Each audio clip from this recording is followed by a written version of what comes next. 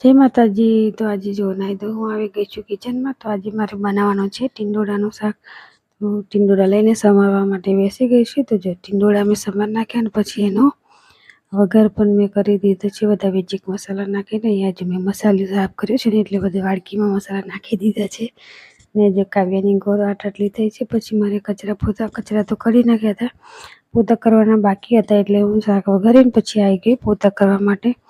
બધેથી મેં પોતા કરી નાખ્યા અને ફટાફટ પંખા ચાલુ કરી દીધા, કેમ કે સુકાઈ જાય. વરસાદનું એવું વાતાવરણ હોય એટલે જલ્દી સુકાય ના પાછું. તો પછી જો મારું શાક ચડી ગયું અને 2-3 રોટલી થઈ ગઈ ને એટલે હું આવી ગઈ ડીશ તૈયાર કરવા માટે માતાજીની. તો અહીંયા જો વિરાટના પપ્પા મઠો લાવ્યા હતા છોકરીઓ માટે, ઉપવાસ માટે. છોકરીઓ તો ખાય ને એટલે પછી મેં ભાઈ માતાજીને જો શાક રોટલી શ્રીખંડ ને એ બધું મૂકી દીધું. અને અહીંયા જો મારા મમ્મી માટે દવા ખલાસ થઈ ગઈ હતી ને તો વિરાટના પપ્પા આવ્યા તો મેં ફોન કર્યો તો લેતા આવ્યા. પછી જો વિરાટ સ્કૂલમાંથી આવે એટલે નખરા ચાલુ થઈ જાય. અને પાછળ જો કેટલી બધી ગાયો આવી ગઈ છે. અને કાવ્યા સ્કૂલમાંથી આવે એટલે તરત કેરી ખાવા માટે બેસી ગઈ, મમ્મી બહુ ભૂખ લાગી છે.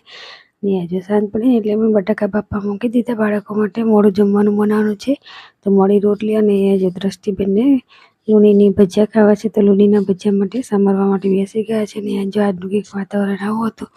સાંજ પડી એટલે કાવ્યાબેન આરતી કરવા માટે બેસી ગયા. જો સરસ મજાની આરતી કરી દીધી. કાવ્યા આરતી કરી દીધી અને બધા વારાફરતી કરીને પિયુષ કે હું શું કામ બાકી રહ્યો, તો પિયુષે પણ આરતી કરી દીધી. જય માતાજી. તો આજે જો નાઈ તો હું આવી ગઈ છું કિચનમાં. તો આજે મારે બનાવવાનું છે ટીંડોળાનું શાક.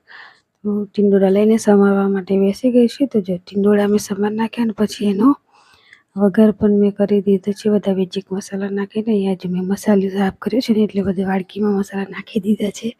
ને જે કાવ્યાની ગોળ આટલી થઈ છે. પછી મારે કચરા તો કરી નાખ્યા હતા, પોતા કરવાના બાકી હતા, એટલે હું શાક વઘારીને પછી આવી ગઈ પોતા કરવા માટે. બધેથી મેં પોતા કરી નાખ્યા અને ફટાફટ પંખા ચાલુ કરી દીધા, કેમ કે સુકાઈ જાય. વરસાદનું એવું વાતાવરણ હોય એટલે જલ્દી સુકાય ના પાછું. તો પછી જો મારું શાક ચડી ગયું અને 2-3 રોટલી થઈ ગઈ ને એટલે હું આવી ગઈ ડીશ તૈયાર કરવા માટે માતાજીની. તો અહીંયા જો વિરાટના પપ્પા મઠો લાવ્યા હતા છોકરીઓ માટે, ઉપવાસ માટે.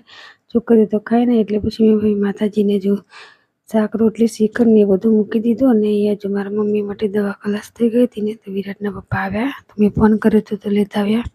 પછી જો વિરાટ સ્કૂલમાંથી આવે એટલે નખરા ચાલુ થઈ જાય. અને પાછળ જો કેટલી બધી ગાયો આવી ગઈ છે. અને કાવ્યા સ્કૂલમાંથી આવે એટલે તરત કેરી ખાવા માટે બેસી ગઈ, મમ્મી બહુ ભૂખ લાગી છે.